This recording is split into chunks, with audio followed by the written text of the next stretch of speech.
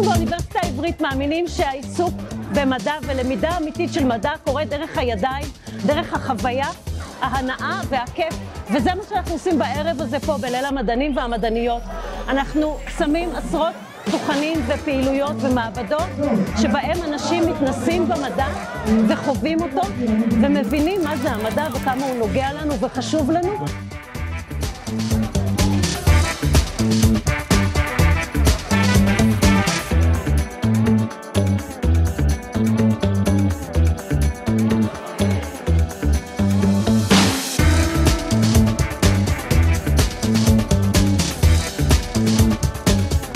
אני מזמינה אתכם להשתתף בפעילויות שלנו לאורך כל השנה, להיפתח לעולם המדעי ולבוא לפגוש אותנו בליל המדענים בספטמבר 2025.